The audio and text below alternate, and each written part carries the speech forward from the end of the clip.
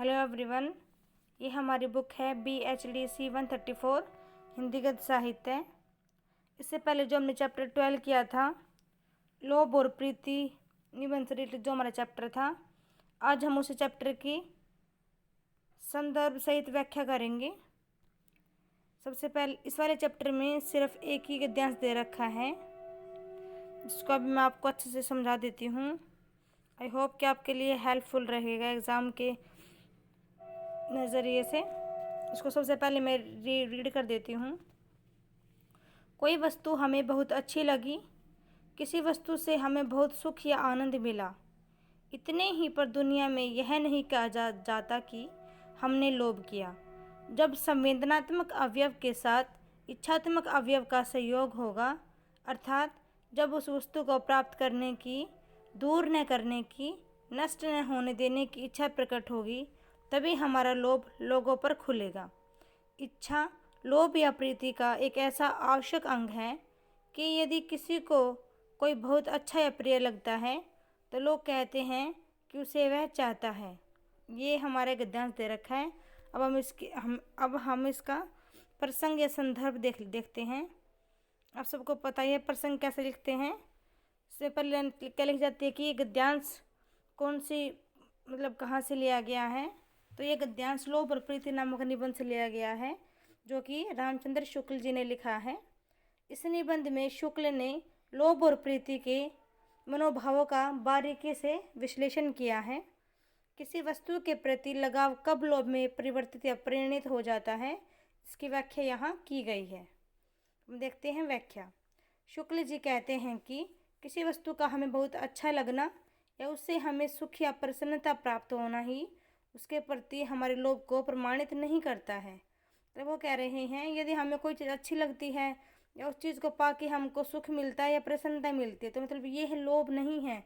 ये लोभ को प्रमाण करने के लिए काफ़ी नहीं है। केवल किसी वस्तु का पाना और उससे आनंद मिलना हमारे उसके प्रति लोभ की अभिव्यक्ति नहीं है।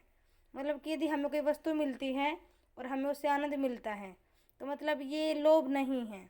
लोभ तभी होता है जब हमारे हृदय में उस वस्तु के प्रति गहरी आसक्ति हो, लगाव हो।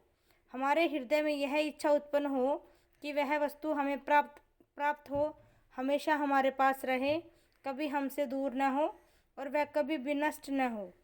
तो उस वस्तु के प्रति ऐसी भावना हमारे लोभ का कारण होगी। ये नहीं है कि हमको कोई वस्तु मिल गई, हमको उसके मिल के हमको आनंद लगा है या ये हमारी इच्छा थी, तो इससे ये इसको हम लोभ नहीं बोल सकते। लोभ क्या होता है हमारे मन में कि हमेशा वो हमारे पास रहे, हमको उसकी टेंशन रहे उस चीज़ की हमेशा, कि इन फ्यूचर में वो हमसे दूर न चले जाए, वो हमसे न वो किसी भी तरीके से नष्ट न हो जाए। तो ये सब कुछ लगाव होता है, सिर्फ किसी वस्तु का मिलना लगाव नहीं होता है। किसी को पाने की, अपनाने की इच्छा, लोभ और प्रीति दोनों का ही आवश्यक अंग है। शुक्ल जी आगे इस बिंदु को व्याख्या करते हुए क्या कहते हैं, यदि किसी को कोई बहुत अच्छा लगता है या उसे आता है और प्रिय लगता है, तो कहा जाएगा कि वह उसे चाहता है। इसके दो अर्थ हैं। पहला यह है कि वह उसे प्रेम करता है और दूसरा यह है कि वह उसे चाहने की कामना या इच्छा रखता है। लेखक के अनुसार यही चाहना लोभ और प्रीति है।